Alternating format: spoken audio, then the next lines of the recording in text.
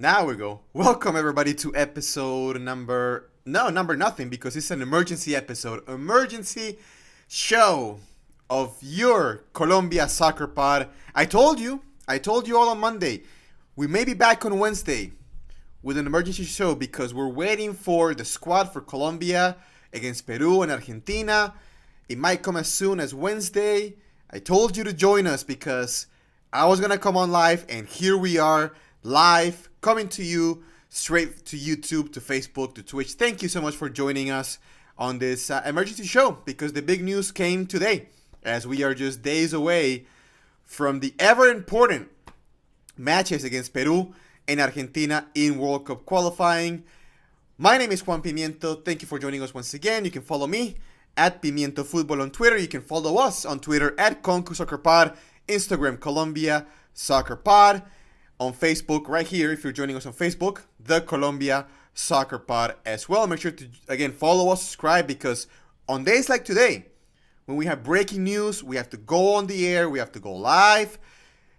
If you're not subscribed, you might not find out that I'm live, and you don't get to voice your opinion, you don't get to ask your questions. So make sure to like the page on Facebook, subscribe on Twitch and on YouTube, because that's how you're gonna get alerted right away that the show is going live, that I'm here with you to break down. Well, I mean, it's always controversial, right? These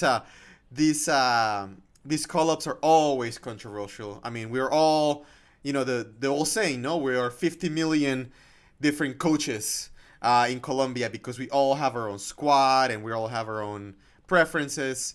You know how it is. But I have mine, of course, and so do you.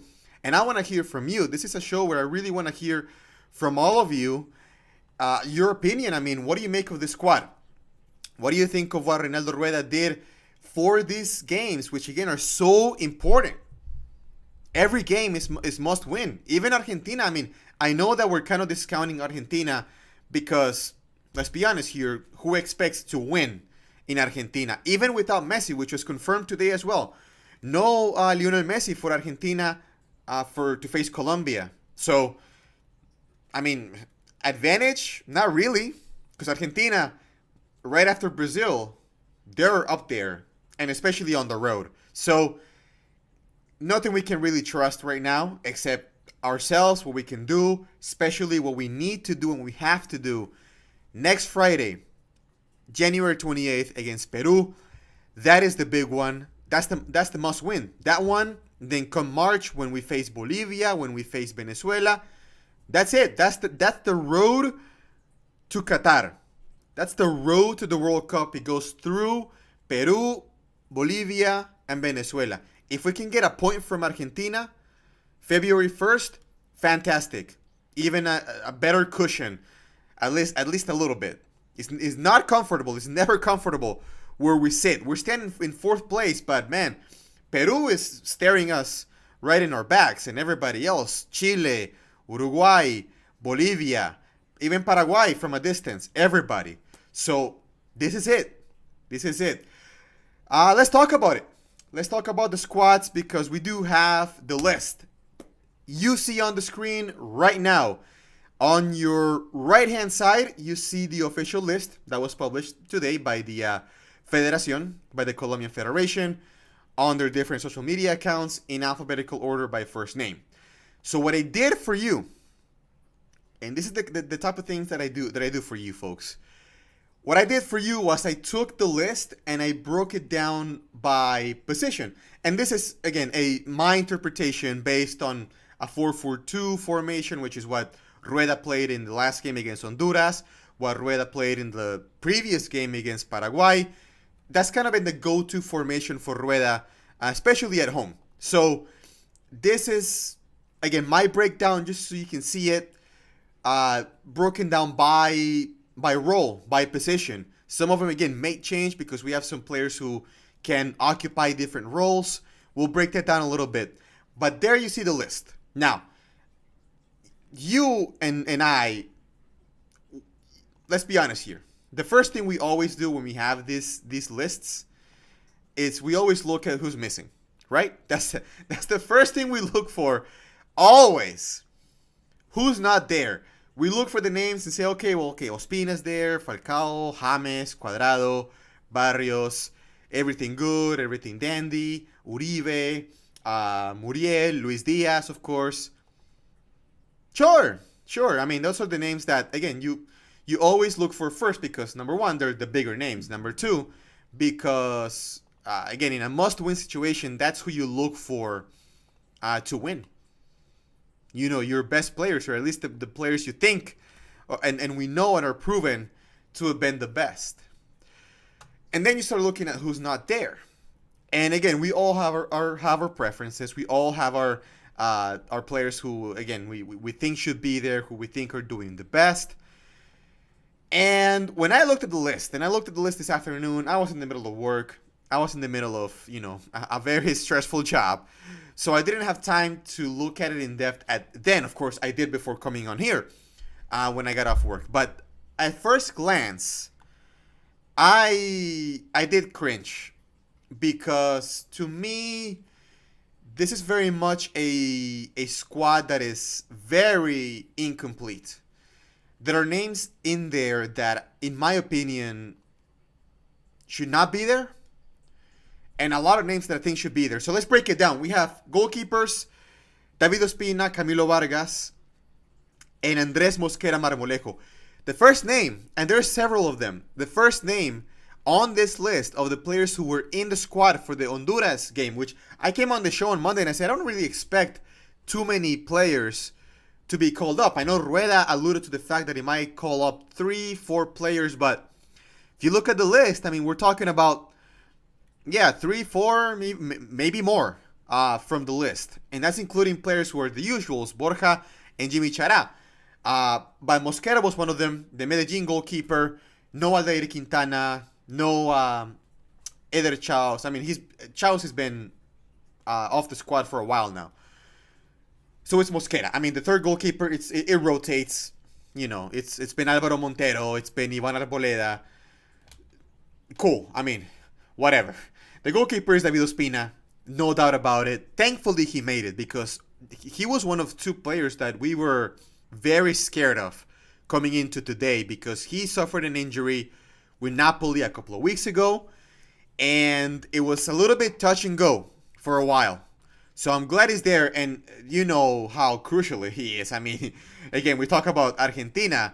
He's going to show up because he always does against Argentina. It's going to be a shame because that duel he has with Leo Messi, it's phenomenal. I mean, it seems like Ospina has Messi's number. Always has. So, and we're going to miss out on that. So that's unfortunate, but thankfully Ospina's here. I'm sure he's going to save us multiple times against Peru and against Argentina because that's what he does.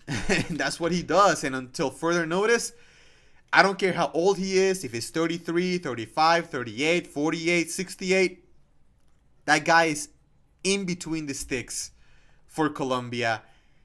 Every single game, friendly, qualifier, World Cup, Copa America, I don't care. He's there. Camilo Vargas is a solid backup. He's been the backup now for Ospina ever since, the Ospina era, if you will, of goalkeeping. I think reliable. Again, should anything happen with Ospina between now and the 28th, or between the 28th and the 1st of February, I think we should be fine with Camilo Vargas. Vargas, who's been at a high level, quite frankly, for in Liga MX for Atlas. He's been really good. So, again, no reason why we even think about leaving him off. And Mosquera, I talked about again, third goalkeeper. It always rotates. It's whatever. Defenders. We have three center backs. At least three center backs under the Reinaldo Rueda classification. Now, I put William Tecillo as a center back. Number one, because, there's only three. So I had to put a fourth to at least fill the depth chart, if you will, especially with a left-footed center back. I think that this is Rueda's mindset here when it comes to Tecillo, is that he's a hybrid. We've seen him play center back. It happened in the game, if I recall correctly, the game against Chile, towards the end of the game. Murillo had to leave the game, so Tecillo came in and again took over as center back. When in the selección, he's typically a left back and a starting left back at that.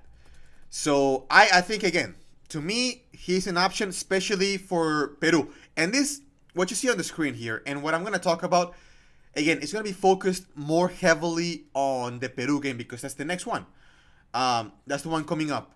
So that's the one that I'm focusing on and I'm thinking about when it comes to analysis of what Rueda called up today.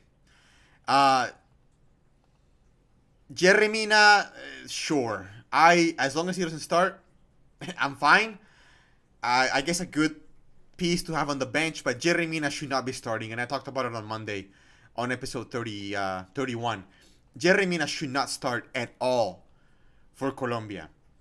He's also coming off of an injury. He was off for a little while, came back recently for Everton. Now he's in the squad for Colombia once again. And again, I don't know. He shouldn't start at all. At all. Because even before him, it's Davinson Sanchez. And I think he should be the starter for this team. Especially in the absence of a guy who, again, I thought was a bona fide starter in Carlos Cuesta. Cuesta, I know he's been dealing with physical problems himself.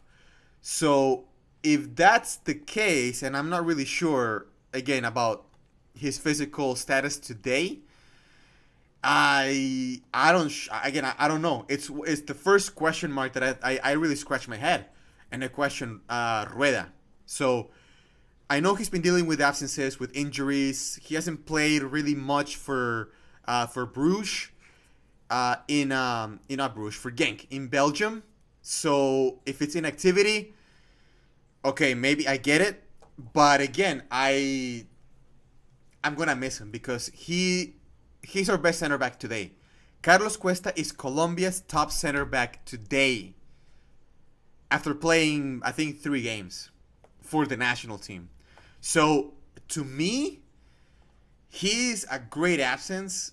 And again, the only justification that I can find is injury and inactivity.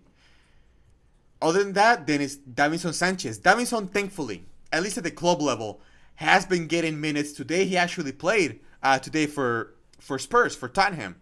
He played today. He's been getting back in the groove now with Antonio Conte. Conte now trusts him. Unlike what was happening under Jose Mourinho, Davinson is back being a starter, back to having actual significant minutes with Spurs in all competitions, which is also good. So he has the rhythm. Now, does he have the level? Because we've seen some shambolic performances from Davinson Sanchez. The game at Paraguay in October. My God. Oh my God, that was bad. That was really, really bad. And since then, he got injured in between that game and the next one in October. And he lost his spot outright to Cuesta. So, again, counting on the fact that he's going to start, let's just hope that he's back to being on the level that we know he can be. Because Davinson is a good to great center back. It's just that he hasn't been it for a while. Especially, again, for the Colombia national team. So let's just hope that he can be his best now with confidence, with rhythm. Knowing that at Spurs, at the club level, he's loved, he's trusted. He can carry that to the national team. Alongside him is Oscar Murillo. I mean, Murillo it's him and Cuesta. Non-stop. Period. Oscar Murillo and Cuesta. No Cuesta, then we have Murillo. Murillo, again, missed the last few games for Colombia because of injury at the time. Now he's back. No issues with him. Should be a starter. Murillo, again, even at 32 years old. I believe Murillo is. 33 now, actually. 33 years old. He's quality. He's quality. Again, he should be the starter. At left back, another absence. No Jairo Moreno. That one is interesting because Jairo has been, the one trusted the most at home on home games. I'll never forget, that performance against Chile was fantastic. On the game at home in Barranquilla. Colombia's best game under Reinaldo Rueda. so far, in my opinion. I know that the Peru game in Peru was a more complete game, but man, the level of excellence that Colombia reached in that game against Chile, the first half, was phenomenal. It's just something that really gave us hope, and sadly, it's something we haven't seen. We haven't seen from Rueda's Colombia ever since. No Jairo. I think Colombia is gonna maybe miss something. Thankfully, Johan Mojica did show something when he was there in the absence of Jairo Moreno, who again missed the November games because of injury.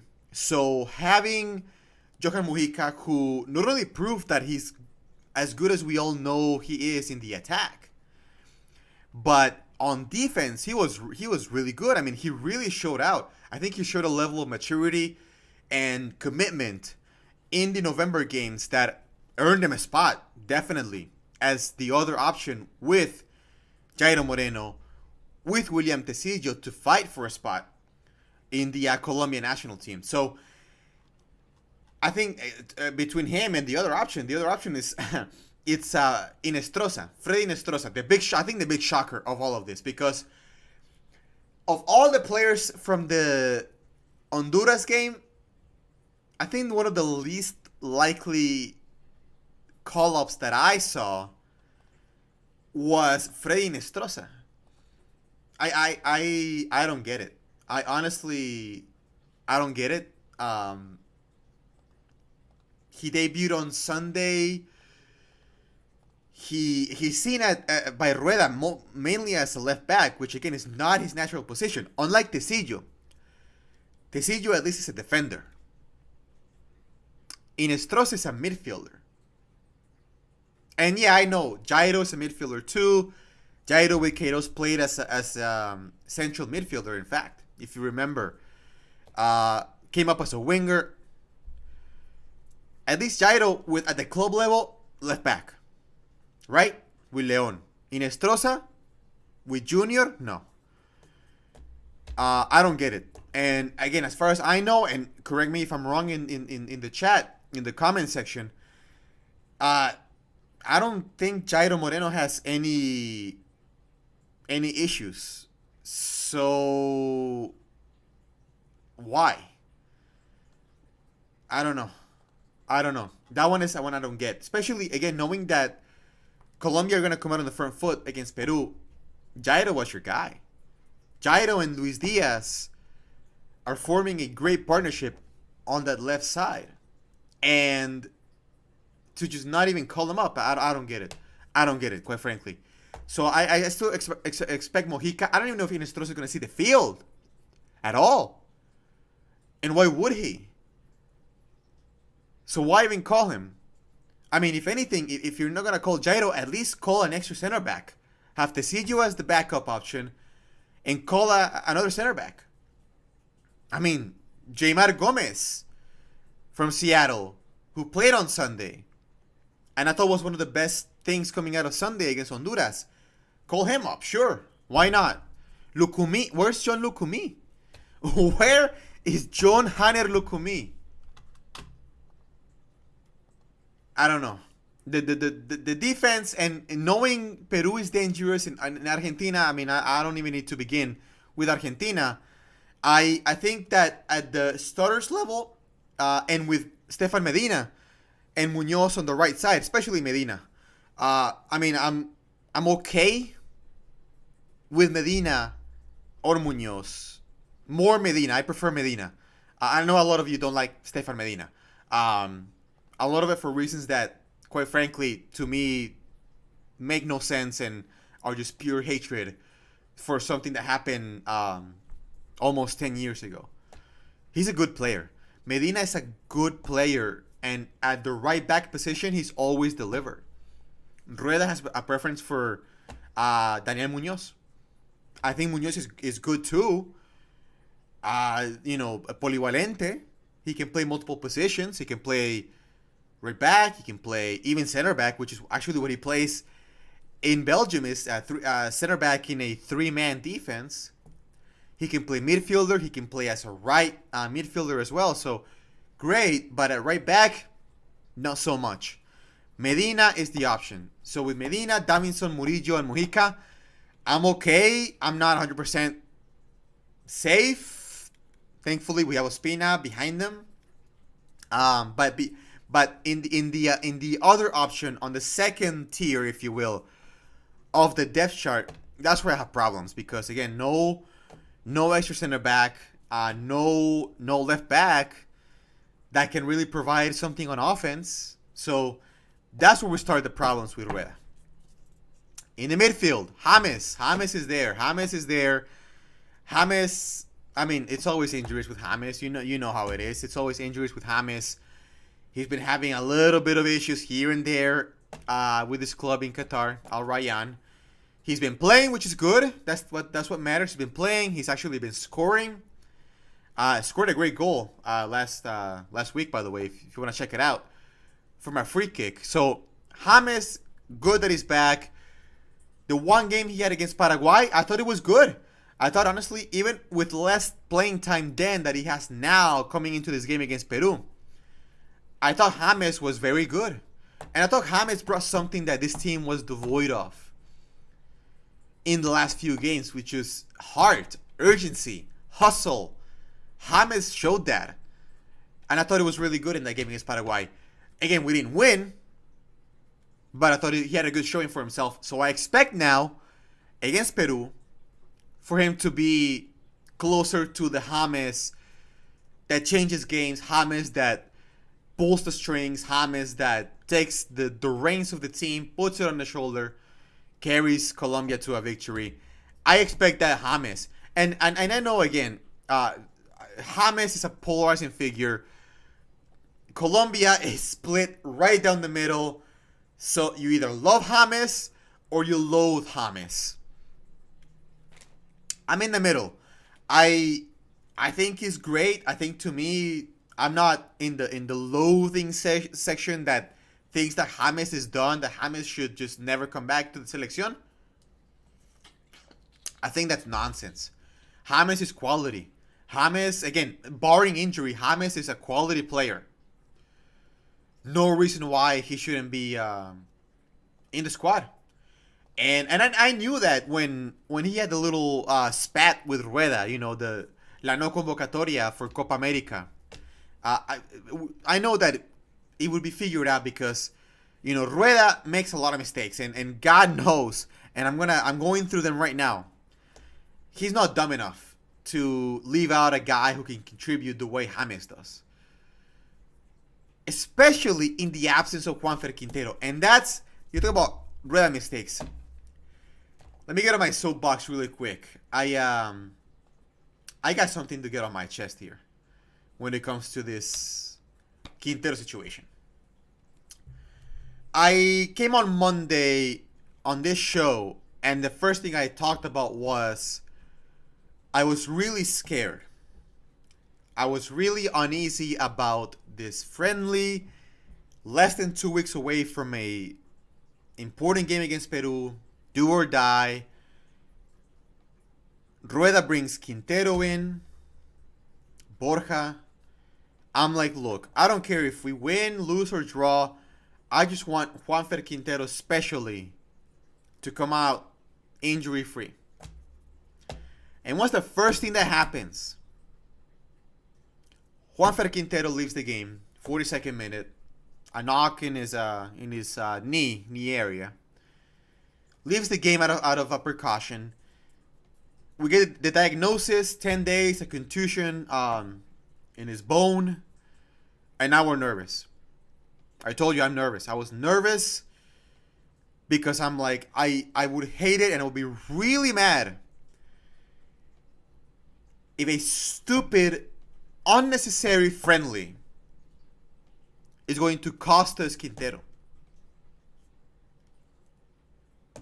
That's what happened. Here we are. A little bit more than a week away, 9 days away from the big game in which we need Juanfer Quintero on the field, and he's injured.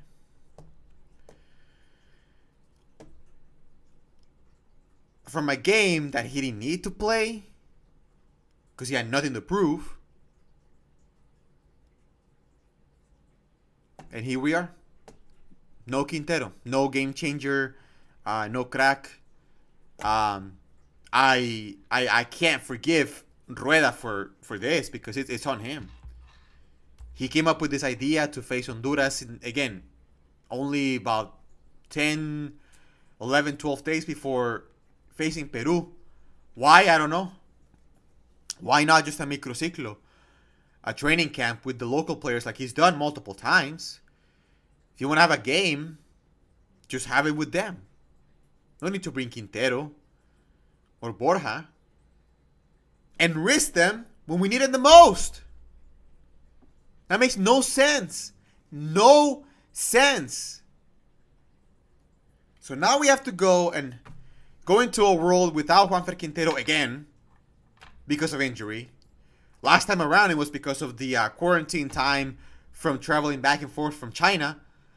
Now that we have him here, we had him in Colombia. No problem with travel. No excuse. And he's out. So I guess thank God for James because we have a creative midfielder in the squad. But now more pressure on James to deliver. And for everybody who dreams about a James-Quintero partnership in the midfield, well, here we go. Once again, our dreams are dashed and we have to wait until March. Unreal. The decisions by Rueda when it comes to the squad sometimes, especially lately. James is in, Cuadrado is in. Cuadrado should not start anymore. Cuadrado, again, I thank him for everything he's done for Colombia. He's going to come down at the end of his career as one of the legends of the Colombian national team, bar none. Had his time. It's time for him to step aside and leave it to the players who are actually good. I'm not saying not in the squad, because again, you need veteran players in the squad to at least be a voice in the locker room. And Cuadrado can contribute off the bench. I don't want to see Cuadrado starting. No, not against Peru, not against Argentina, Bolivia, Venezuela, Curacao, Germany. Nobody. Cuadrado's become not just bad, but detrimental to the team because he thinks he's the leader. He thinks that he's the number 10. He thinks he has to create, and he works against the system. He works against the flow. And that doesn't work. No, that doesn't work. So no, I don't want to see Cuadrado. It's sad because again, I love Cuadrado. Who doesn't love Juan Guillermo Cuadrado? Great guy, fun guy, dazzling on the field. Please. How can you forget? But no, today, no. He's been abysmal in the last couple of months. So no, in the squad, but that's it. Go to the bench. Leave it to James. If we're playing a 4-4-2, leave it to James. And on the other side, leave it to Luis Diaz. He's our best player.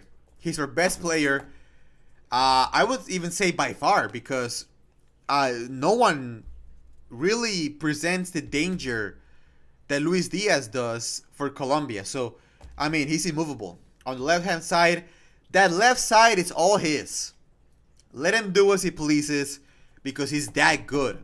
Unlike Cuadrado, who does as he pleases, but is actually not good for the team. So, Diaz, yes.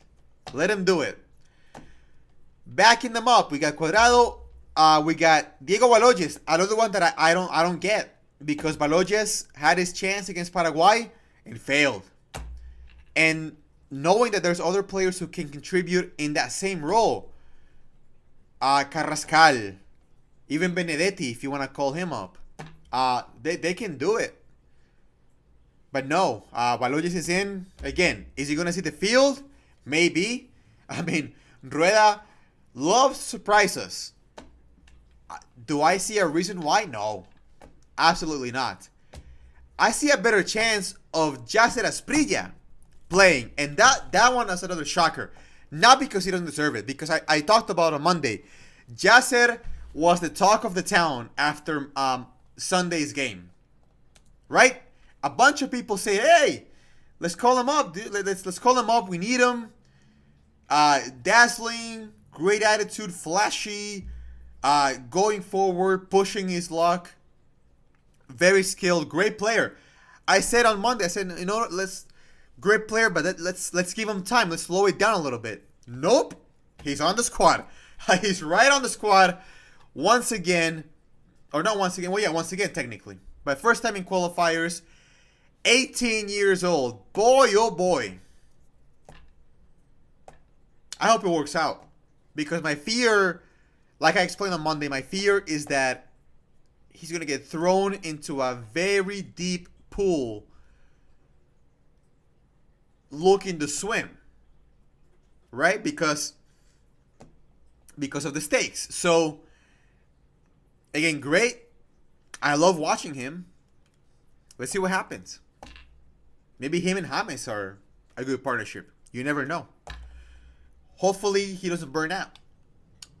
Or he doesn't burn out. No. Hopefully we don't burn him out. Because, quite frankly, let's be honest here. The young players mostly are burned out because of us.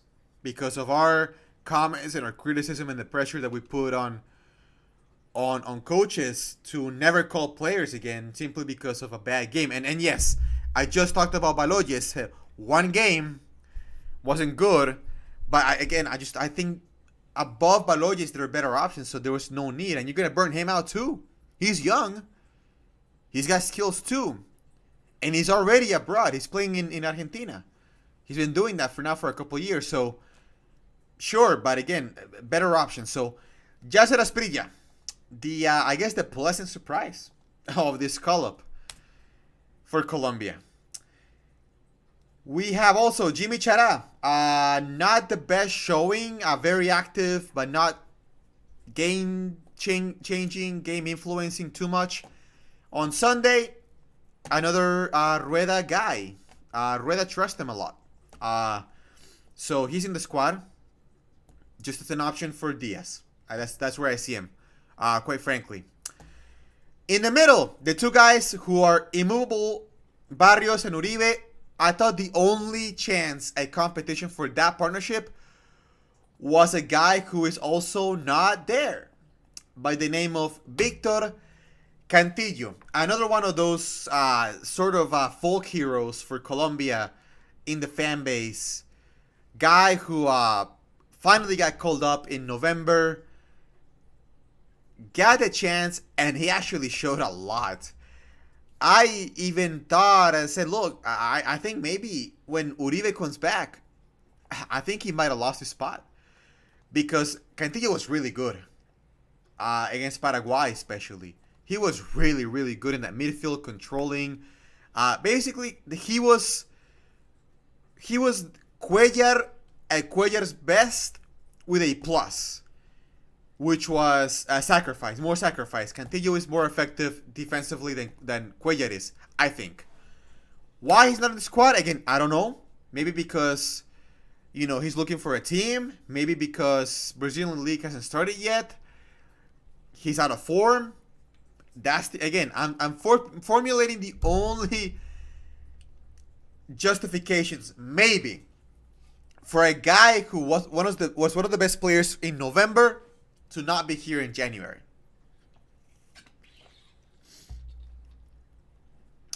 I'm going to miss him a lot.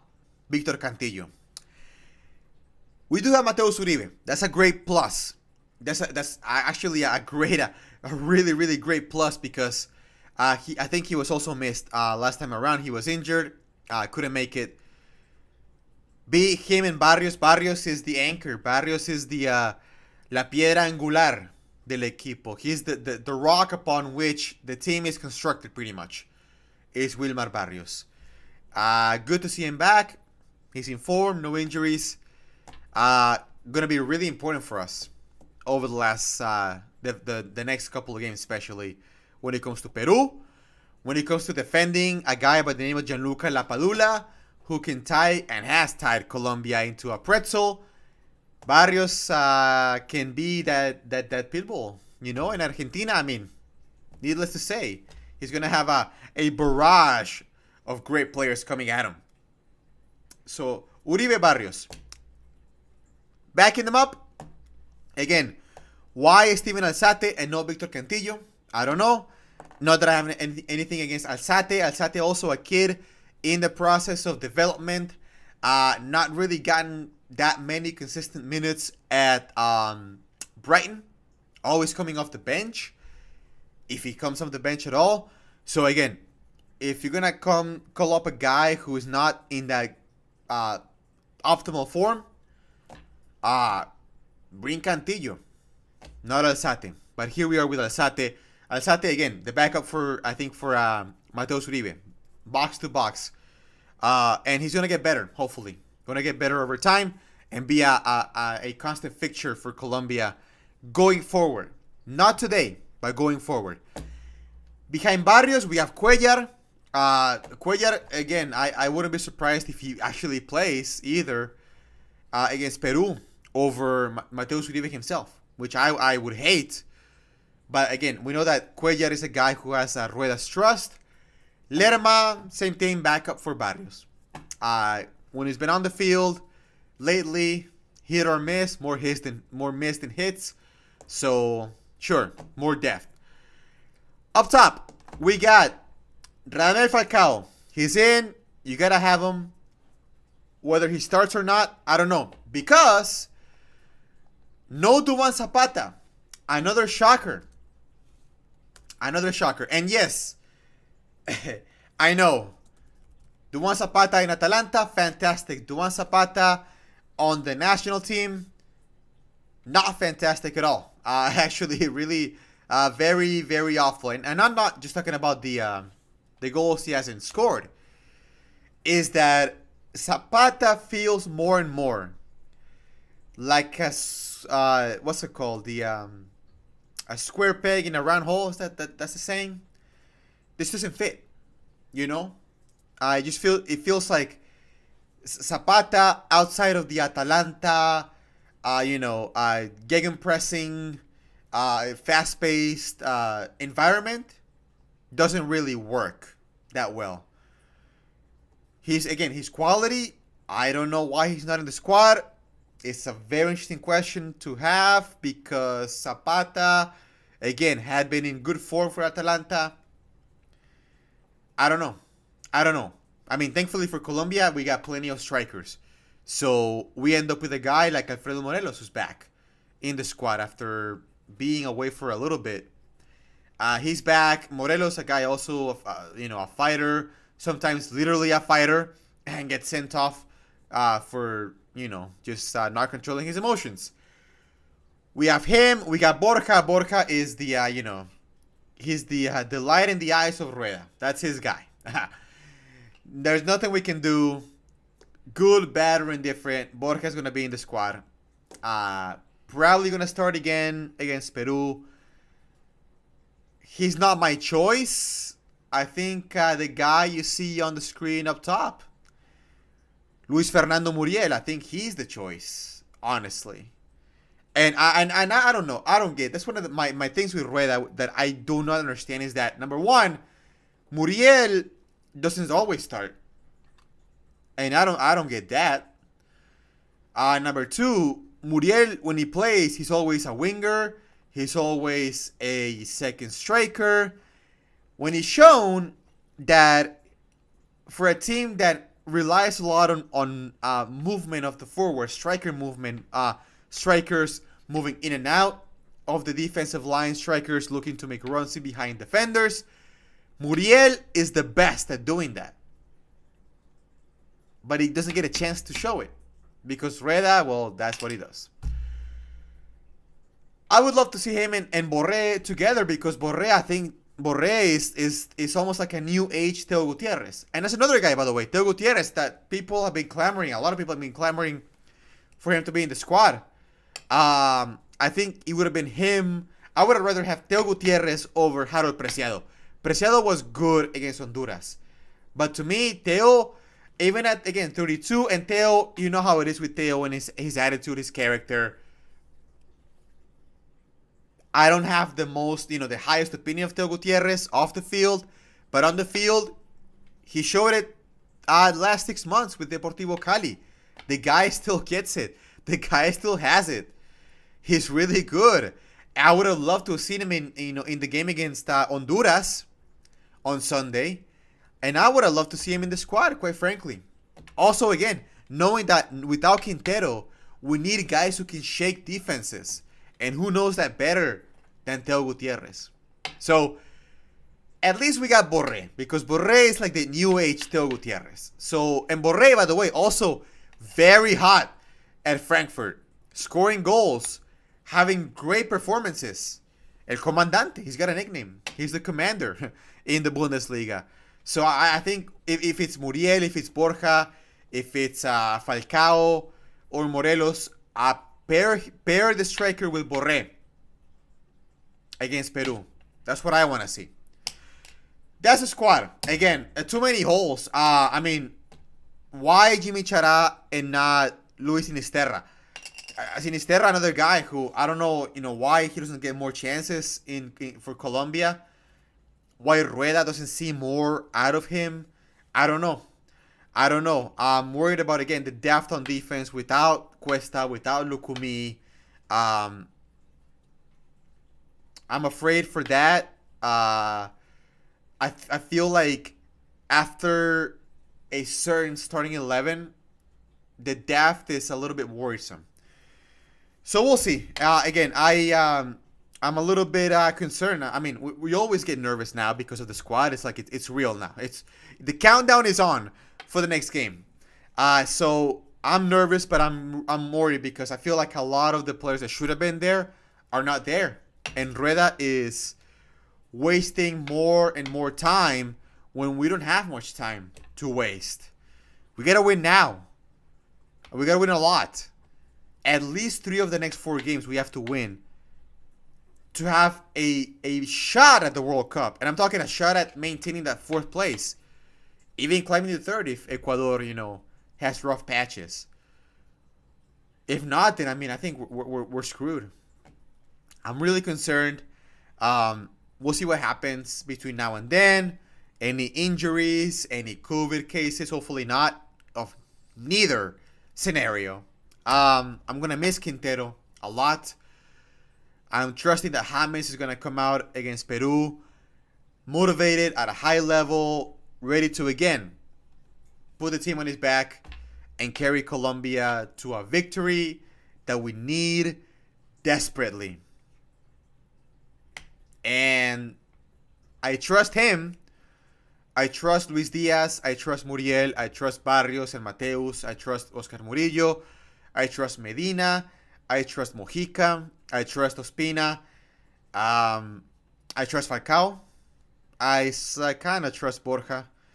I trust... no, I think that's pretty much it. I don't trust Rueda. I'm really sour on Rueda. And it's sad because I will confess. Today, I was one of those who advocate. No, I a little bit advocated, but one of those who saw Rueda coming to Colombia at the time as a good choice. Not the perfect choice, but as a good choice. Fast forward a year later, and that perception has changed. I think Rueda has really disappointed me. Especially in the last couple months with his choices and just the lack of a consistency in Colombia. Rueda still, we have a Colombia team that still doesn't really have a set model, a set system, even a set plan. No, we're back to. We're back to the lowest of the Peckerman days, in which we rely too much on the players to save Colombia. That's where we are today. Do the players that have enough to carry Colombia? We'll see.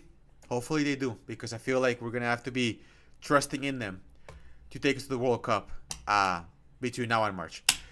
On that note, we're going to end it now. I want to hear from you. Again, this is about you because I know that, again, a lot of you have reactions. A lot of you are outraged. A lot of you have a lot of names you wanted to see and a lot of names you don't want to see from the current squad here. So I want to hear from you again.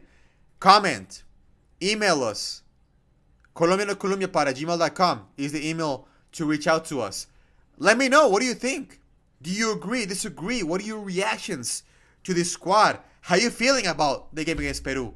My God, are we nervous or what?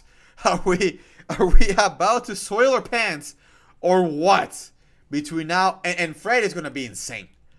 Friday is going to be, cardiology level of suffering. Hopefully, we'll see what happens. Follow us again on social media at Concu Soccer Pod. You can also DM us your comments at Concu Soccer Pod, Colombia Soccer Pod on Instagram and on Facebook. You can comment. You can send us a direct message. The Colombia Soccer Pod on Facebook. Follow me at Pimiento Football on Twitter and comment. Let me know what you think. We'll be back on Monday with our regular Monday show, episode number 32 of the podcast, with the recap of the first match day of Liga B play, which starts tomorrow night. It's upon us. A star-studded Liga B play is upon us. I am excited. I'm really looking forward to it. And I broke it all down on Monday, so if you want to go back to the Liga B play preview, I broke it down on Monday, episode 31. You can check it out in the archives on the podcast form or video form. If you follow us on the podcast, thank you for listening. Subscribe, iTunes, Google Play, Stitcher, SoundCloud as well. Because every show on streaming, on video, the audio goes to the podcast. So if you ever miss a live stream, you can still catch the show later via podcast. So subscribe, so the show will be downloaded right to your device. We'll be back on Monday, and then we'll be back also. So set your timers because we'll be back next Friday, right after the game, immediately after the game against Peru. We'll be back on the air, right here on YouTube, on Facebook, on Twitch, to analyze what hopefully will be a positive result for Colombia against Peru. If it's not a positive result, we'll be here anyway to break it down and maybe break a few things too in the process. So thank you for joining us. As always, have a great rest of your night, whatever day it is for you.